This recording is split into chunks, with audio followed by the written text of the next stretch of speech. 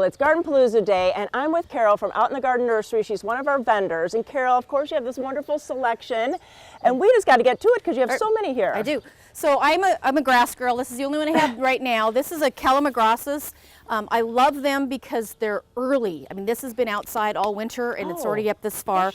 This one is different than some of the other Calamagrossus because it's actually a late summer fall bloomer. This is Caspian. And I do have some other varieties. They just need a little bit more time. Full sun? Full sun, part shade, super nice.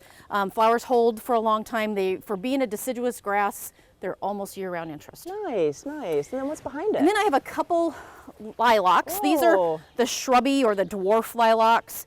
This is Miss Kim, this is Pablin.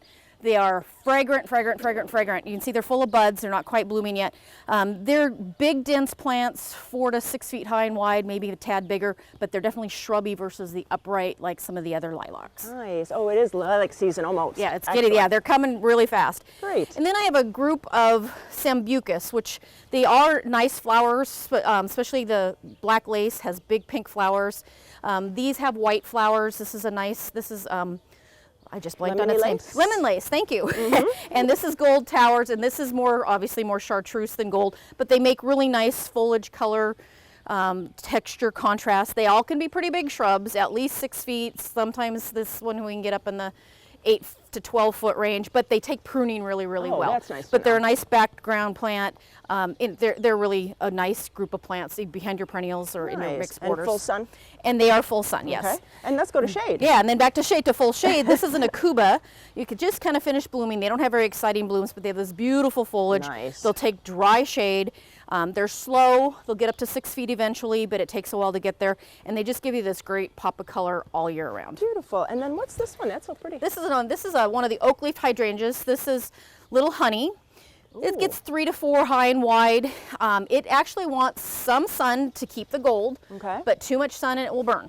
And the other thing, these have come out of it now, but they get really great fall color. And if it's a mild winter or a sheltered location, you'll have dark red foliage all winter because they don't always drop their leaves or they drop them late. But it's just a great color that has a little cone-shaped cream flower in the summer. Lovely. And now let's go into perennials because you got a bunch of those here too. Look at this. Mum? Excellent. This is something new. This is my husband's venture. It's Hearty Mums. And what we have found is that you want to plant your Hearty Mums now. You don't want to wait until the fall because the ones you're buying in the fall, yes, they're in full bloom, but they've been forced, they've been fertigated, they've been babied, and they're not ready to get in the ground. They need time to get established. So get them in the spring, get them in the garden by June, and then you'll have a good hardy plant. Full sun, good drainage, and they'll bloom for years to come. Excellent, excellent. And then what's this in bud here? We have a little fun with this. Is actually a native. This is our native camas. Cool. It's just about ready to bloom, so we'll have a really pretty blue spike. They'll actually take wet winter, dry summer. They're really a lovely thing. We just have a big patch of them. They'll naturalize beautifully if you just leave them alone. And they're just something different for the garden. Excellent. And so many different ferns. You got a really nice collection. These are all aspleniums. They're different kinds.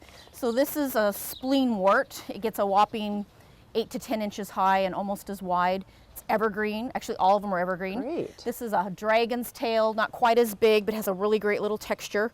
These are both heart's tongues. This is the regular heart tongues, and this is the cristata with a crispy edge. Beautiful. They're going to get a foot, 15 inches. They're not a real big plant, but they're really nice. I call them the ferns that don't look like ferns. But they're a really beautiful addition to the garden. And we have just a little more time, so do this one and then do the primrose. All right, so this is Beesia, and this is another great part to full shade plant. It's evergreen. You can see the little bit of the purple tones for the new growth, but it also does that in the winter. So it's just a nice little mound, puts up a little flower that's not terribly exciting, but it's nice and mass. But it's just a great evergreen plant for shade. And then all these beautiful prims. Then we have some really beautiful primroses. They're all doubles. Again, part shade, early blooming, great color, easy. They're just wonderful plants. Well, you know, it's GardenPalooza Day. You have to come out to Bauman's Farm and Garden, see Carol, see all of our vendors, and really come and have a fun day. Carol, thanks so much. You're welcome. Thanks for coming.